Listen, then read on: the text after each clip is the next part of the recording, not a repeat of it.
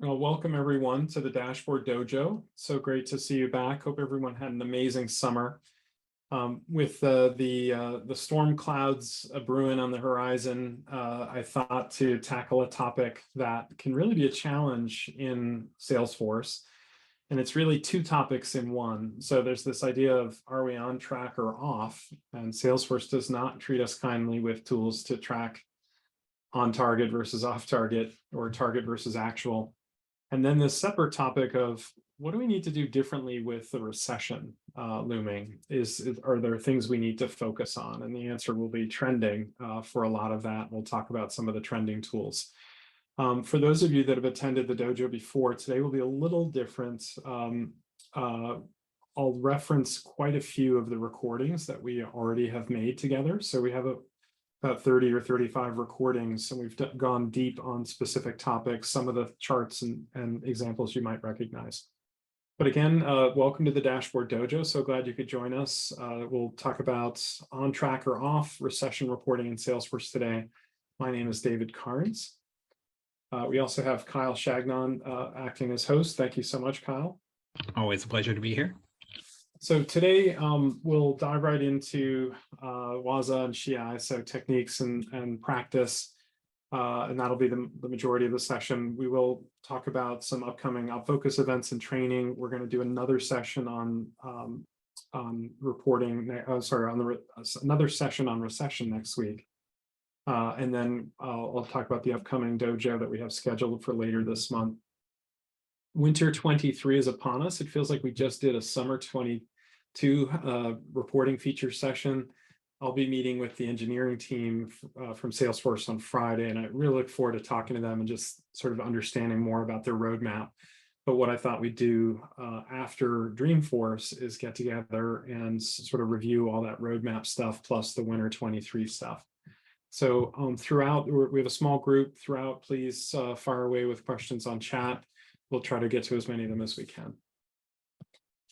So again, my name is David Carnes. That is not a picture of me, though this idea of winter is coming. Since I'm rewatching Game of Thrones while waiting around for the somewhat boring new episodes of, I don't know if any of you are watching the Game of Thrones prequel, and if anyone else finds it a little boring. But while waiting around for those episodes to come out, I've been rewatching Game of Thrones, and I love this. Is it a metaphor? Is it an analogy? What is it? Winter is coming. There's something looming on the horizon financially, and we're already seeing, layoffs, and we're seeing reductions in spending and things like that. So this is partly where this idea came from. So I'm in my 17th year at OpFocus after founding the company in 2006. We are a revenue operations consultancy. We work with SaaS companies, and we help them scale their go-to-market operations, of which Salesforce is a key part. So thank you for joining us.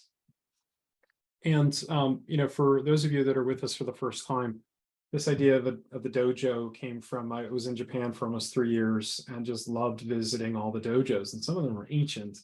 But very simply, the dojo is a place to learn the way, and my hope is that we can share ideas with each other and share learnings. Some of the aha moments that people have shared in the dojo in these first 2 years have been incredible and have really pushed my learning as well. So thank you. We do have over 30 recordings now, and they're right on the dojo site. In fact, I've got the dojo site open just to show you. So if you go to dashboarddojo.com and click on recordings, we added a tag cloud. Somebody gave us a good suggestion for that earlier this year. So there's a tag cloud, but today I'll be referencing a number of these earlier sessions with some of the things we'll talk about. All right. So also earlier this summer, I posted an article. I think, Kyle, you've got this in the chat. This is on the Salesforce admin blog about data analysis. This is part of a 14 article series about admin skills. And I like this article. It is an article that I wrote, but I like it. It just, it was fun to put this together, and just talking about sort of a way to think about data analysis. So that's on the Salesforce admin blog.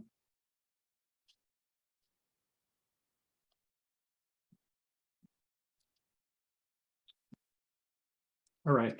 So today what I want to talk about is what is a recession first, since there really isn't a great definition on this. We sort of always know it in arrears, but we don't necessarily know it while it's already begun. I want to talk about target versus actual in Salesforce. This is probably one of the weakest things in Salesforce reporting. It's very weak. There are some hacks, and we'll talk about the hacks. Pretty much, we have the forecast module, which very few companies use, which gives us target versus actual. At OpFocus, we use it, but probably 2% of Salesforce clients or less use it. That gives you actual target versus actual capabilities. We'll talk about gauges and some of the changes to gauges that we saw last year.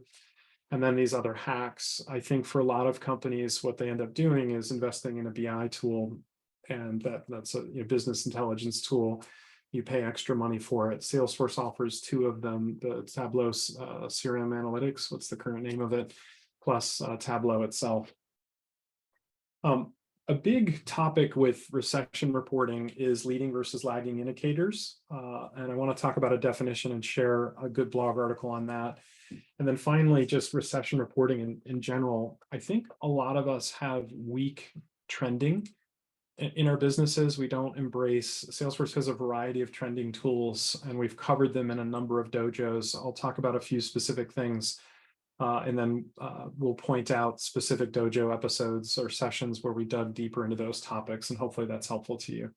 But why don't we throw the poll up? I'm curious if any of you are, have your reporting needs changed already due to this thought of recession? Has anybody asked you to report differently? Maybe it's a little early, maybe you've already been dealing with this for a while, depending on your industry, but it'd be interesting to see what your responses are.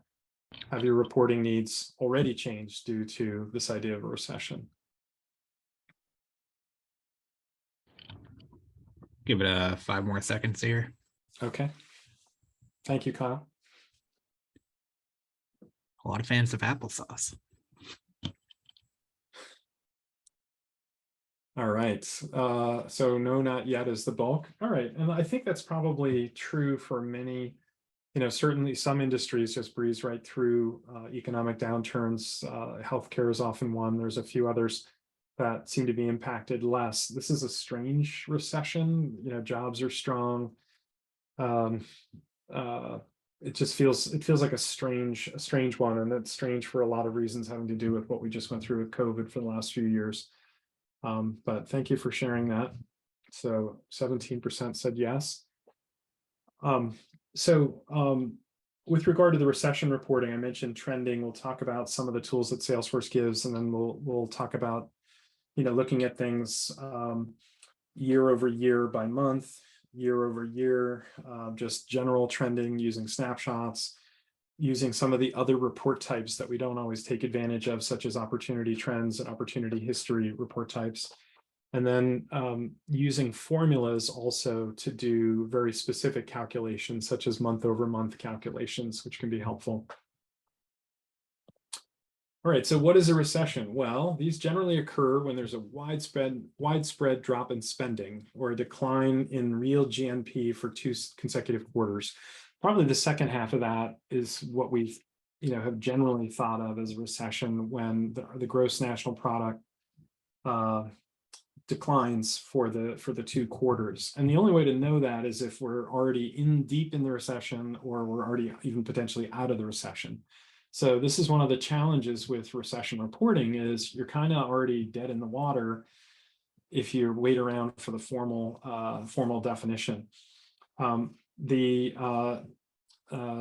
National Board of Economic Research, I think the NBER describes it as a significant decline in economic activity that spreads across the economy and lasts more than a few months. So that's a slightly different thing. When talking about a recession, we're agreeing that this is a downturn, that there's some depth to it. So it's not just things are flat, but things are actually going negative, and then there's some duration to it. We actually had a small recession in 2020 at the beginning of COVID. It lasted 2 months. There was the massive government response, and we were able to essentially lift out of that 2-month long recession. But if we look at recessions over the years, this is essentially, I find this kind of an interesting chart. I've lived through a lot of these, these are in my memory from after 1990, certainly 2001, and then the significant one, 2008 into 2009. So these gray bands are the recessions through history, and then the overlay with the line chart is what the unemployment rates look like. And so they've shot up at different points. And it's interesting that the unemployment went so high, totally new uncharted area in 2020, and then immediately dropped back down. But I think there's a lot of ways to look at a recession. So this is why I'm mentioning this.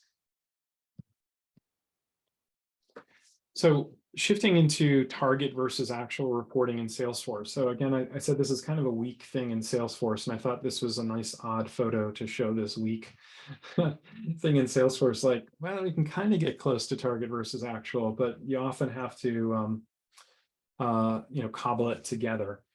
So I want to talk about the forecast module first. Some of you, actually be curious if anybody uses this that's on the call today. Maybe you can put a thumbs up or drop a note into the chat if anyone's taking advantage of the forecast module. But really, out of the box, this is the only thing I know of in sort of standard Sales Cloud. So Lynette, Tracy, awesome, thank you. Joshua as well, great. So what this allows you to do is load quotas and then see closed versus commit. So closed meaning closed one, and then to see commit, and the commit is actually the closed plus the commit, and the best case is the closed plus the commit plus the best case, and compare that against whatever the quota is. And you load individual quotas. You can load them monthly or quarterly. This doesn't necessarily make reporting easier with these, but there's also a framework that even if you don't use the forecast module, you could in essence turn it on, load quotas, and you could create a custom report type on quotas and then show your actuals and your quotas side by side. You do that on a dashboard. They wouldn't be pulled up in the same report, but you could essentially put them side by side. Something that we had done at OpFocus for a long time, because we used the forecast module, because we had the quotas loaded. I created that custom report type allowing me to report on quotas, and then literally just had metrics. So my annual quota, my current year-to-date sales, my quarterly quota, my current quarter-to-date sales, my monthly quota, my current month-to-date sales, so that I could always see those side by side if I was a salesperson who had a quota. This does take a little bit to set it up. I think Kyle will throw into the chat if he hasn't already. There's an implementation guide. So what Salesforce has done over the years, and I've seen all three of them, there have been 3 versions of forecasting. This one has come quite a long ways. If it didn't work for you 2 years ago or 3 years ago, they have continued to make changes to it and improvements. It certainly doesn't fit everyone's set of needs, but it does allow that actual versus target versus actual side by side. This essentially serves as an overlay on top of your opportunity data. You would likely use the quotas and assign monthly or quarterly quotas and fill them out, might be through the current fiscal year as you have them. And what the reps are essentially committing to is the date and the dollar amount. And there's a field that's on opportunities called forecast category. And they can say that they're committing to it, that it's best case, or that it's pipeline. They can also omit something from the forecast. It's almost like too many options. It'd be great if they just said if it's committed or not committed, but they have more granularity than that. There is the setup guide that Kyle has shared there. It was updated through summer 22. This is an option that comes out of the box for target versus actual. And I share this because there's not much else. So what we also have is the dashboard gauges, and we were given another version of the dashboard gauge last fall, which is called a dynamic gauge. And you can see these two side by side. This is a standard gauge on the left. And this is a dynamic gauge on the right. You say, wow, they look really similar. Well, they are similar. Just the target essentially is coming from a value in Salesforce. And in this case, I created a custom object. I called it the target object. And you set the value. So you're essentially, instead of like with a standard gas gauge, you're hard coding the red, yellow, greens. With a dynamic gas gauge, you're fixing that high-end target to the value in a record somewhere in Salesforce.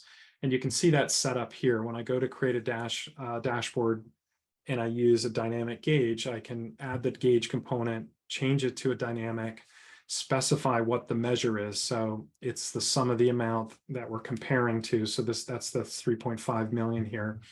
And then you're saying what the target is. So we're saying that this target is coming from an object called target, and I picked a particular record, and this could be for this guy, Eric Sanchez, and then I picked a particular field. And then down below, basically off of that 100% of whatever the target is, you're defining the red, yellow, green as percentages. So this is doing 33, 67, 100. Actually, this screenshot isn't from this, you can tell, because this is 50%, and this looks like it's probably at 75%. So I took screenshots from different places and putting this together. I don't mean to confuse anyone. But if we look at that in the system, here's an example, a little too zoomed in, of two of those gas gauges. So on the left are standard ones, and on the right are the dynamic ones. And basically the only difference visually is that the footer on the standard ones is whatever you specify it to be. And in the dynamic ones, whatever you write as the footer is ignored. And it has this sort of legalese type language, sum of the amount compared to target amount. And then it's referencing, basically I created a custom object and I used the name field and I populated JC's current quarter $2 million target. And I very intentionally wrote the word 2 million in here.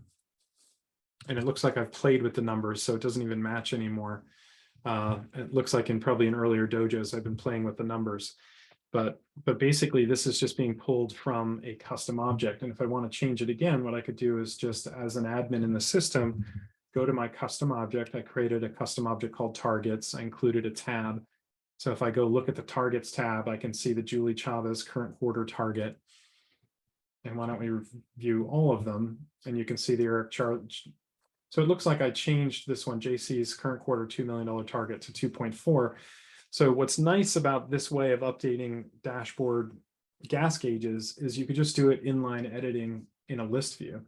So I obviously made a mistake earlier. I didn't update this text to reflect what's the actual target amount. So this is what's being pulled in to the gas gauge with the red, yellow, green part, and this is the text that's being pulled into the footer. So if I save this and come back to the dashboard and refresh it, that text should update itself.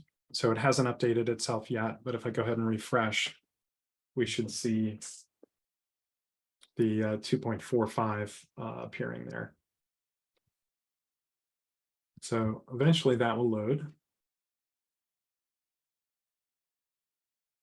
I can look to see, are there any questions? No. Great. Okay, I'm not going to wait for that to load. I'm just going to come in here. I want to show you the properties. Oh, that's odd.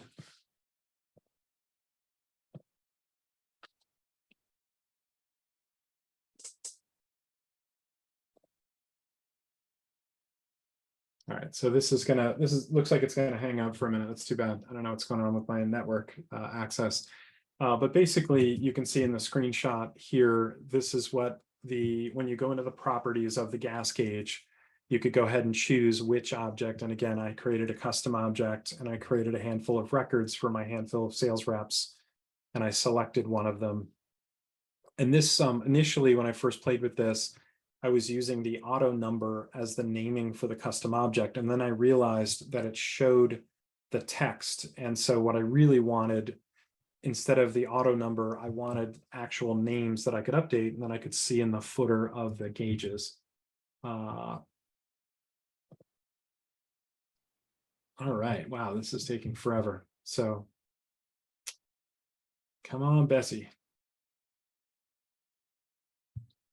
All right, of course, the one that I didn't need. Okay, here we go. Okay, so then the question is, did I do?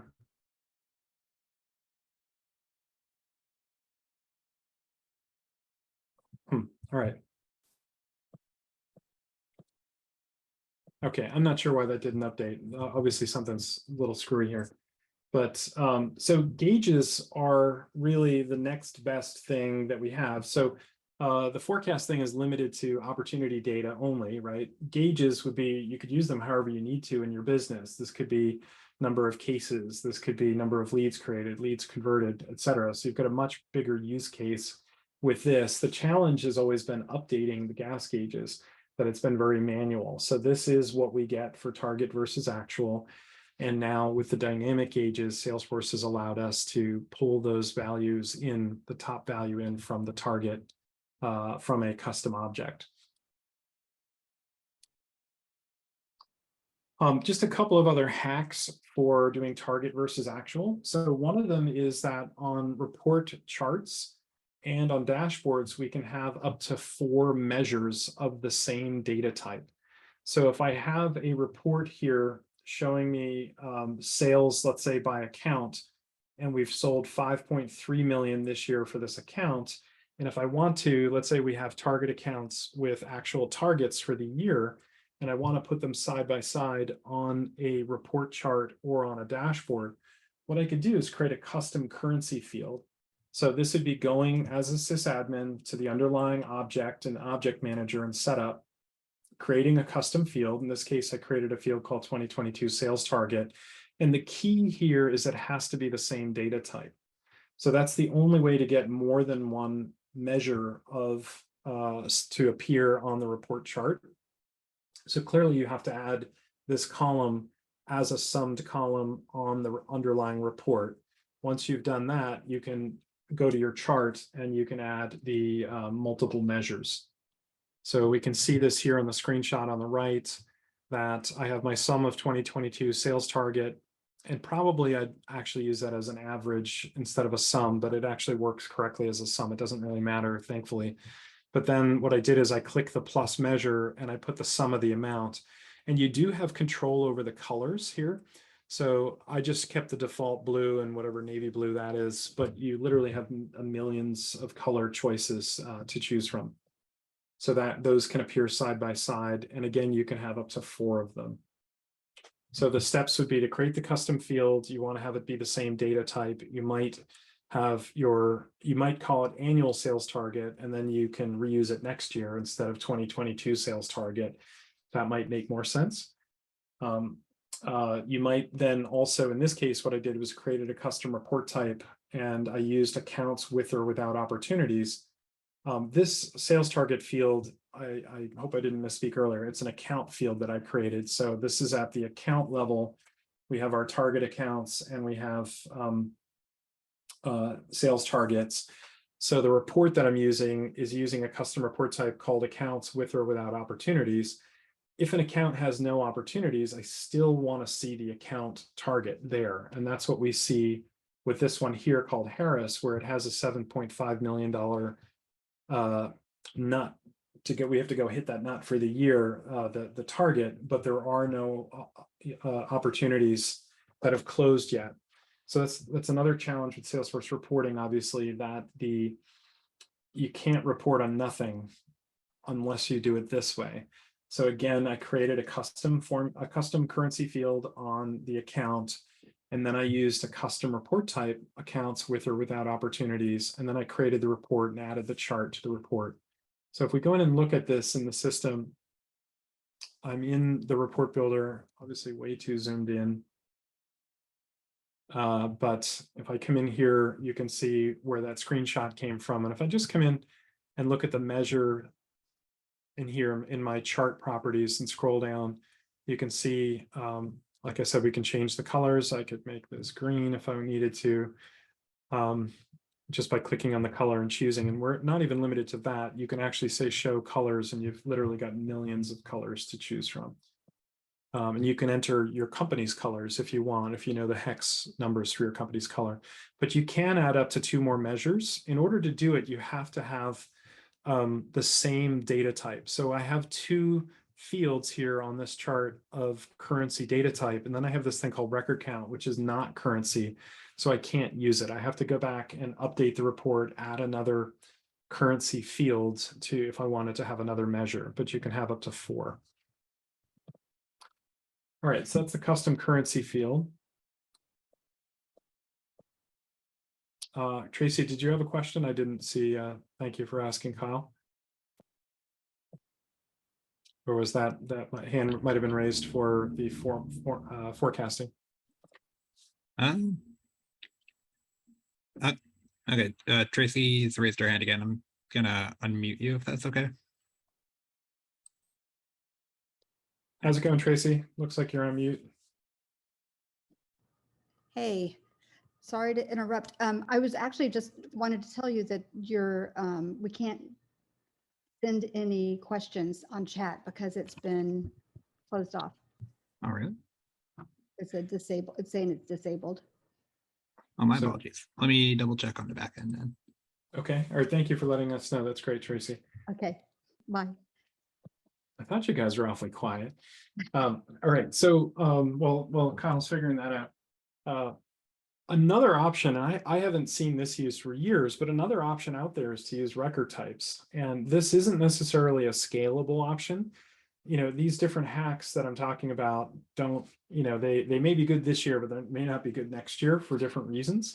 But something that we've certainly done in the past on opportunities to create a target versus actual scenario is to create a record type for the quota. And the nice benefit with that is you essentially have, the opportunity is owned by someone. The opportunity has a name. You could call it, Joe Schmo's quota. You have a close date, and you have an amount, and that could be put side by side on a report or on a dashboard to show somebody's progress toward their quota.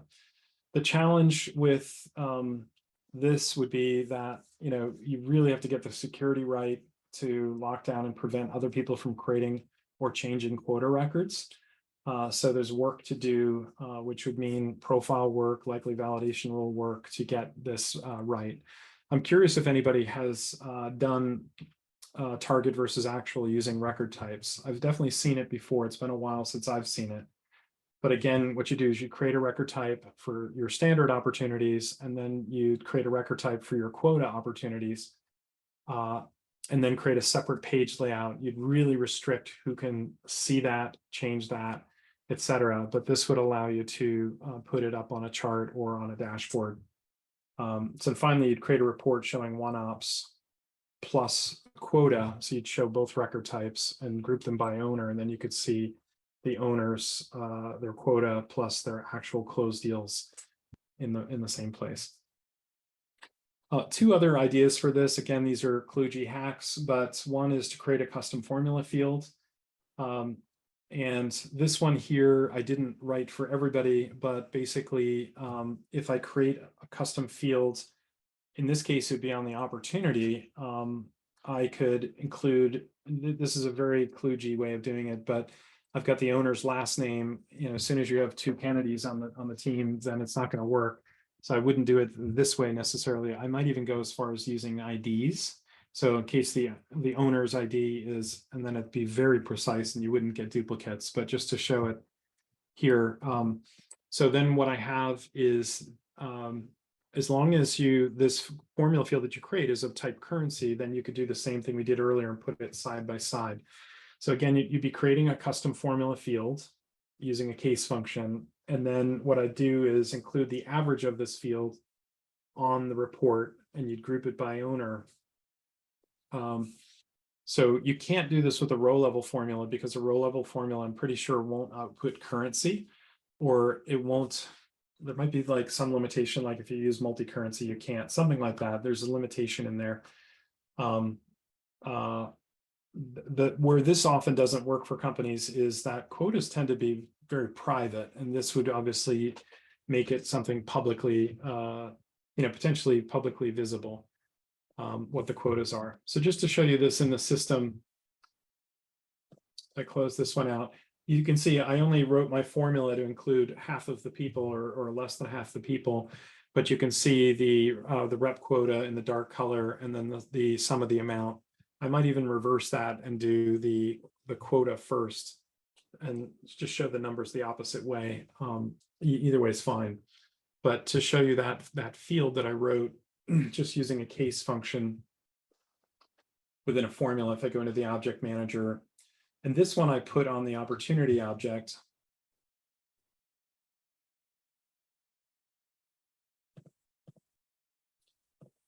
And this one was called rep quota, and it's just a simple formula, and I didn't even fill it all out, but it's probably easier to look at if we edit it.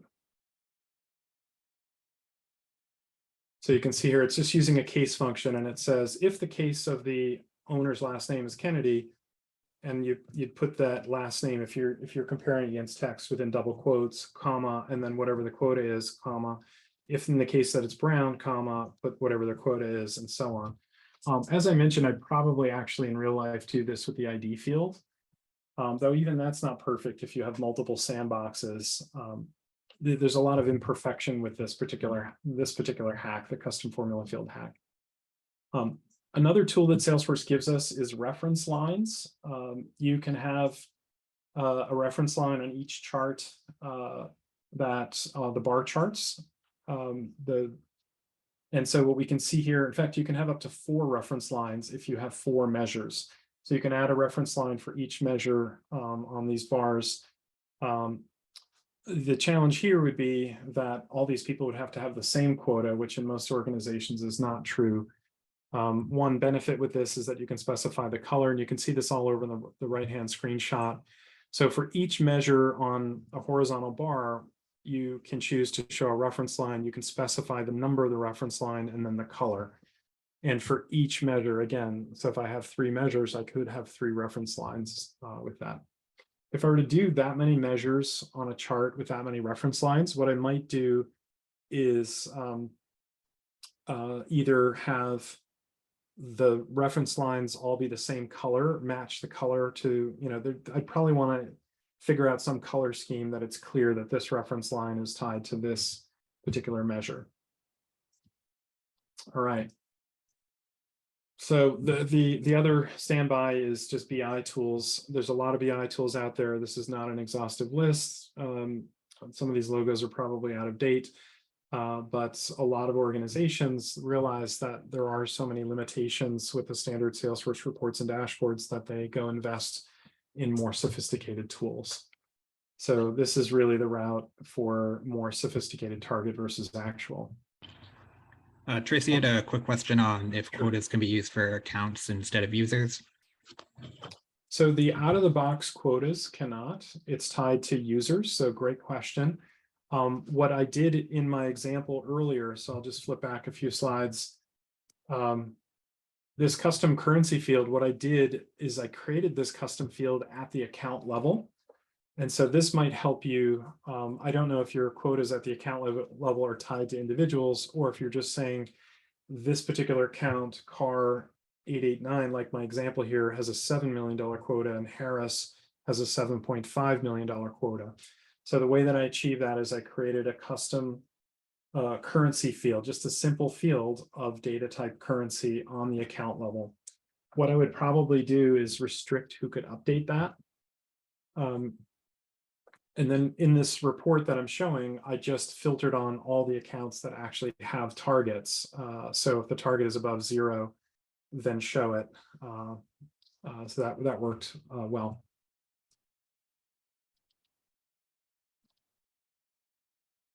All right. So we have there's a blog article I'd like to share with you on leading versus lagging indicators. And this is a big deal, big topic with reporting on anything recession related. So leading indicators are metrics that are used as a predictive measure for future performance. So we think of things like your pipeline or, leads per sales rep, could be a leading indicator of what business might come. sales activities. There's a lot of different types of leading indicators that are in each of our organizations. Those are different than lagging indicators. I think all reporting is this balance between leading and lagging indicators. Lagging indicators are metrics used to measure past performance, and they tend to be more accurate because they're something from the past, right? Hindsight's 2020. They can take time to measure. For example, your business might have ended August last week, but may not actually finish closing the month until the 10th of September. So that might be an example of additional lag created. So your sales bookings would likely be a lagging indicator. Maybe revenue per client, churn rate, depending on your organization, what kinds of things you're tracking. So where this starts to get powerful for recession-related reporting is actually putting these things side by side. So you might talk about your pipeline volume, which is a leading indicator, and have your sales revenue, which is a lagging indicator, have those near each other. You might combine that with some kind of a year over year by month reporting to see the seasonality of the business. And then you compare these things and you start getting this better sense of where we're at and how bad is it. And so this blog article that I think Kyle probably dropped into I think it's pretty good. I'm not familiar with Gecko board, but they're talking about leading versus lagging indicators and what are they and why are these helpful in reporting? So I wanted to mention that today. So let's talk about some of these leading and lagging indicators and how to look at them, and very specifically why trending is important at the time of recession. A lot of the things I've shown today, we've gone very deeply before in some of the earlier dojos. Kyle's putting the links to those earlier dojo sessions. We've done a few on trending. There's one I remember we did on It's Time for Trending, something like that. And we talked about some very basic trending with that, which you can do with no setup whatsoever. You're basically just using either a create date or a close date twice. So you're grouping the report twice on that same date value. Now on the opportunity object, you have two close dates. For other date fields, you typically don't have two of them. And what you can do is use a row level formula to create the second one. So here we have, this is a month over month sales by year. So these are sales bookings. And you can see 2016, 2017, 2018, 2019, 2020 for the month of January. And then all those 5 years for the month of February and the 5 years for the month of March. This is really powerful looking for seasonality in the business. And is what we're going through now, does it break a trend in that seasonality? So, you could look at this you could do this for opportunity creation, just counts of opportunities, number of leads created, number of leads converted. Does this fit a trend? Has something changed that we need to be concerned about? So this is, can get a little closer to the canary in the coal mine for what's going on. This is obviously lagging, but it's giving you the intel against the prior years. So there is a trick to doing this, even though I said there's not a lot to set up. What you can do is basically group by that same field twice. And on opportunities, a lot of us don't realize why there's close date and close date too. It's for exactly this reason. So Salesforce, in the days before formulas, when I was a boy, so before formulas, this was it. This is what we got, right? Two close date fields. And this is exactly what the purpose was, that you group the outer one by calendar, month, and year, and then you group the inner one by calendar year, and then you'd get this sort of a view. So the outer grouping was calendar, month, and year. So you got your January, and then you've got each of your years within that. So it's not just limited to opportunity close dates. You could use a row level formula for, let's say, for a create date. Just use the row level formula and take the value of created date and create another date output.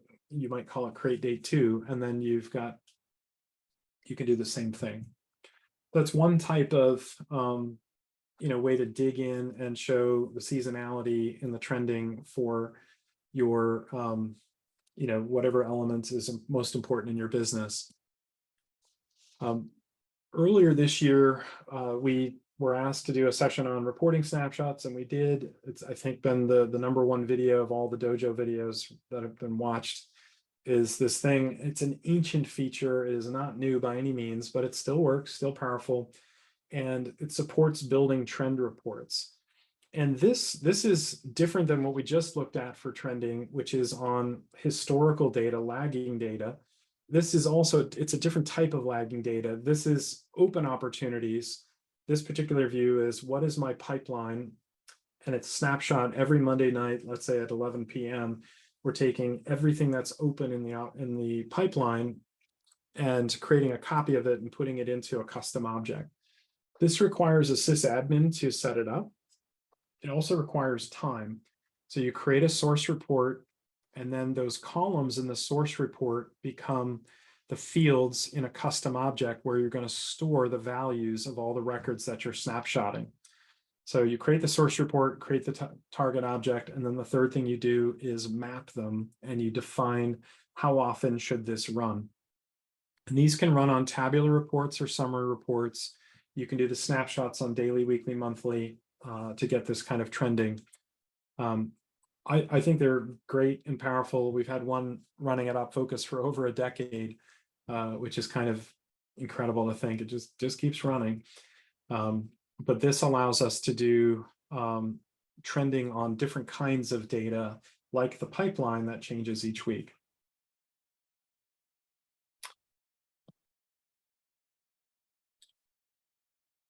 So Sherry asked the question, do you create the second close date field? Sorry, I didn't see that earlier, Sherry. Nope, the second close date field is already there. So let's just look in the system here. I've got an opportunity report on opportunities. I've got a report on opportunities, and I'll just show that the field is just always there. So usually close date's already on my report. So I'm not seeing the first one, but you see the second one is already there. If I wanted to create another field using a row level formula, let's say I wanted to do 2 create dates. So what I do is go up to columns and add a row level formula. And I think we use this as an example. Kyle, I know you've got one of the formula related links to share. So we did 3 sessions last year on report formulas and talked about this. But here what I might do is create a like a created date to, I don't have to call it this, but what I would do is probably put the output as date. This may be a date time to begin with. So there might be one extra step in here when I insert the created date. It's probably not a date. It's probably a date time. There's just a little bit to tinker with to get this right. So my guess is if I go ahead and validate this, it'll bark at me. No, it actually looks like it worked. Okay, so I guess I'm wrong. That's it to create your own copy of it. And then you could use the out of the box one and use your custom one. All right. So there are 2 report types that don't often get used that could be very helpful. One of them is the opportunity trends report type. There's nothing to set up. This is already there. It's been running for years in your Salesforce instance. This does a snapshot as of the first day of every month. So it just takes a snapshot. And what it gives you is special filters and columns on the historical stage, the historical close date, the historical probability, and then this field that you typically group the reports by, which is the as of date. You can see this chart here is grouped on this as of date. And it looks like I've got all the stages here. And this is including lost in one. I probably would just show open deals on this. But you can use this in a couple of different ways. You could use this to determine how long is my sales cycle visually, because you'd see as we go back in time, everything is either won or lost. And at some point you start having things that are in contract stage, and then, other later stages. And then you get to the present date and you have pipeline. You've got prospecting and other top of the funnel things appearing. So the opportunity trends report, this is just a report type that's available. One quirky thing with using this is that the stage values just appear as a mess out of order.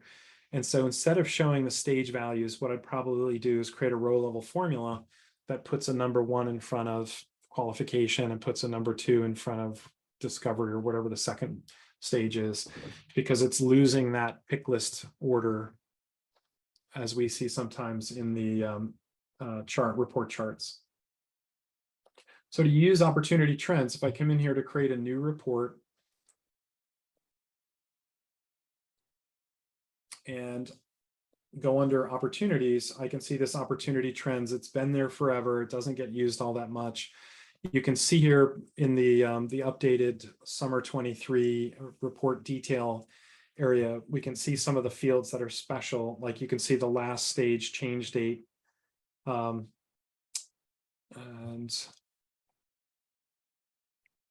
you can see the historical amount, the historical stage, historical close date, etc. And there's that important one called the as of date. So this trending feature is already built into your system. Again, we talked about it in some of the older dojos. We went more deeply into it, but hopefully that's helpful to you as another way to just get some trending in place for your leadership.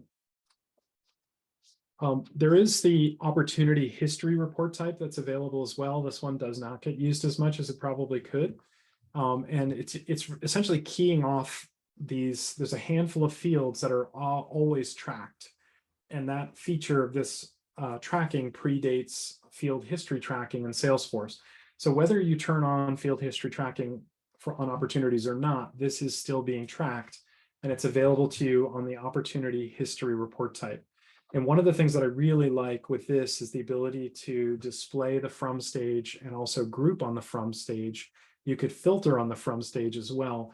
And that from stage basically allowing us to do things like, like what, for everything that died, where did it die from? What was the stage that it died from? And, as your business is growing and humming during a good economy, that's probably very different than where things die from during a difficult economy. So things might die sooner in prospecting or qualification, whereas while the economy was humming, things might have died later in the sales process. The last one I want to talk about is the month-to-month trends. We did 3 sessions on formulas a year ago in the spring, so now a year and a half ago. And these are so valuable to have in your arsenal, especially at a time where you're trying to look more closely into what the heck's going on.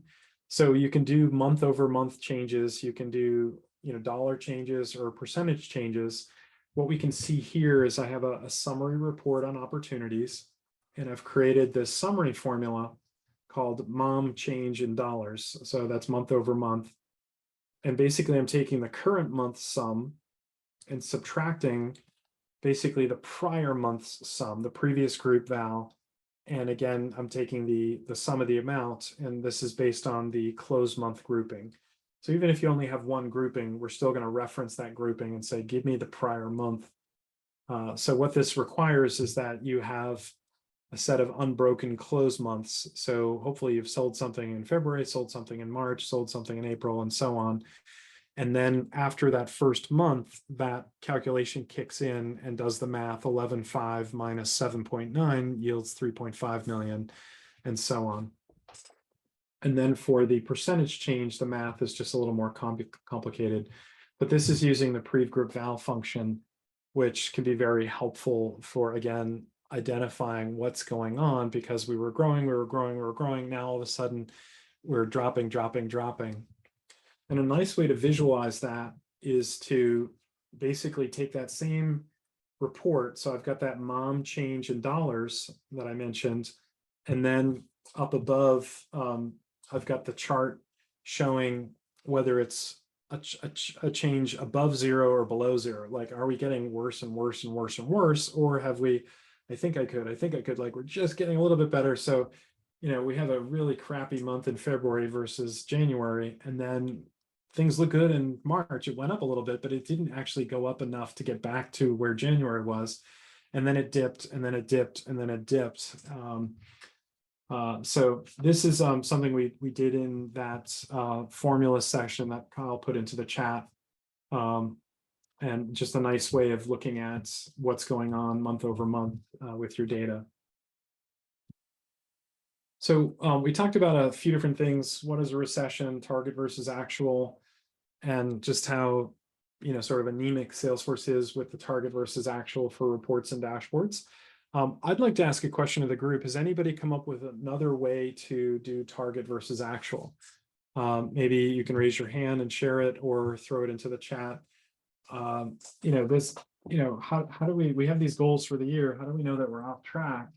Are you pulling it into Excel? Are you using a BI tool? Are you just sort of cobbling it together like some of the ways that I showed? Be very interested to hear. I'd also be interested to hear if any of you have, sort of a call for leading versus lagging indicators, if anyone is being asked to produce essentially both to give a good visibility into what's going on within the business. All right, so I'll allow that. Okay, so Lauren says terrible Band-Aid, deactivated. Huh. So is that, what is deactivated, just out of curiosity? Is that a field on opportunity, or is that you filter on deactivated ops? Okay. Oh, it's one of your phases. Okay. All right. So Joshua talked about the homepage dynamic chart, actual versus goal. So that's an individual thing, and only the individual sees it. So that is an option, Joshua. Absolutely. It feels sort of limited to, a lot of time it's the leadership team that's really sweating what's going on with the recession. And so they want that visibility across, either departments or across, the whole sales team. And that's the one thing about that homepage dynamic chart. All right, so as you guys put more comments in, I'll just mention, so next week, we have an OpFocus webinar on recession proofing your RevOps, and we've got the VP of Planning and Revenue Planning and Ops, Lisa Daly at Flowcast, and near the VP of RevOps at Cockroach Labs, and then our Senior Director of Operations, Neil, who will lead that panel next week. Yeah, Joshua pointed out that we're still limited with custom fields in the forecast module, in that it requires unlimited edition. I don't know if that'll ever come down, Joshua, below that. I haven't looked closely enough into winter 23. I hold out hope for these kinds of changes, but. So we've got 2 classes coming up. I'll be back teaching a 2-day reporting workshop next week. We still have space, September 13th and 14th. I'm also teaching a 5-day admin course. I've taught both for over 10 years. It's amazing how much time goes by. But if you're interested in either one of the classes, you could check out opfocus.com/training. And Tracy put something in. I don't know if the link is included, Kyle, with the trending, that it's time for trending. It should be. Okay. Double check. So, no, so Tracy pasted by mistake. Okay. So on Wednesday, the 28th, right after Dreamforce, our next Dojo session will be our 2-year anniversary, if you can believe it, 2 years of Dojos. And we'll talk about the winter 23 features and also the reporting roadmap. So hopefully you can join us for that. If you have ideas for future Dojo sessions, please send them along. We'll come up with what we're going to do in October or November shortly. But we can hang out if there are additional questions. Otherwise, thank you for joining us today, and hope to see you at a future Dojo as well. Thank you, Kyle. Of course. Thank you, everyone.